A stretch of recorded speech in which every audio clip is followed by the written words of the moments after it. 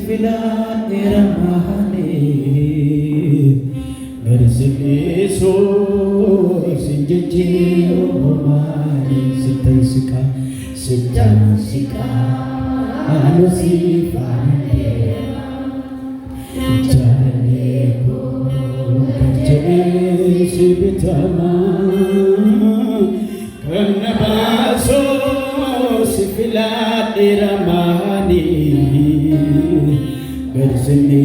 garsiisoo sinjijjiiroo maanii kan na baasoo sifilaan dheeramanii garsiisoo sinjijjiiroo maanii sitti maxxanee sochiin jiraadhe ulfiin argadhee gammachuu nagaa keessa koo guutee sittaan boqodhee naatti agarsiiftee fuuldura kee akka gaarummaa filannoo kootii si waaqessuudhaaf yeroo hundumaa siifan beekamaa sin waaqessa harka koo ol kaafadhee jaalallee koo sittan aara galfadhee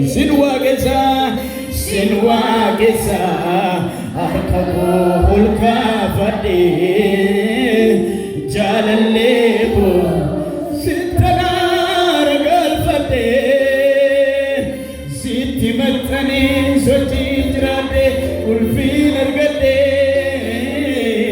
gammachuun nagaa keessa guuttee sittan boqodhee naatti agarsiiftee fuuldura kee akka gaarummaa filannoo koo yeroo hundumaa siifan beekamaa. Baay'ee jedha gara boqonnaa ani boqonnaan isiniif laadhaa jedha.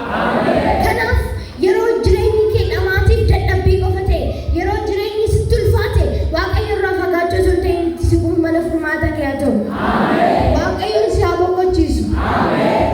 Maqaa Waaqayyoo kan eebbifame haa ta'u. Mataa keenya gadi qabannee isa dhageenya kanaaf eebbifama.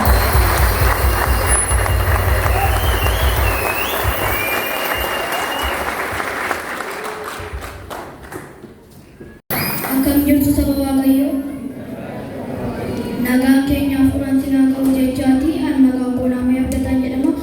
Amma kana isinii dhiyeessinu fayyadamuun inni takka ta'e hamma isatti matanii immoo ijoollee Waaqayyoo akka ta'aniif abboon isaanii kennameera. Innis warra maqaa isaaniitti amanatanidha. Wangeela Yohaannis boqonnaa 1:12 irratti waan dhaggeeffataniif guddaa galatooma. Akkam jirtu saba Waaqayyoo? Ani maqaan koo Fedhiituu jedhama. Amma kan isin dhiyeessinu keessatti innis akkasidha. Inni isiniif waa yaaduuf yaaduu keessan hundumaa Waaqayyotti gataatii dhiisaa jedha. Macaafa Phexros isa duraa boqonnaa 5:7 irratti waan dhaggeeffataniif guddaa. Akkam jirtu kabajamoof jaallatamoo saba Waaqayyoo? Nagaan keenya hafuuraa isiniif haa ta'u jechaani maqaan koo Jituu Abarraan jedhama. Amma kan isiniif dhiyeessu lubbisiisamtii akkasii. Ani Waaqayyo yeroo hundaa isiniin nan gaggeessa. Lafa goggogaa keessatti iyyuu isiniin nan buusa. Namummaa keessanis nan jabeessa. Yommus akka iddoo dhaaba isaa yeroo hunda bishaan qabu akka burqaa bishaanii isa hin hir'annee taatu jedha. Macaafa Isaayyaas raajicha boqonnaa 58 lakkoofsa 11 irratti waan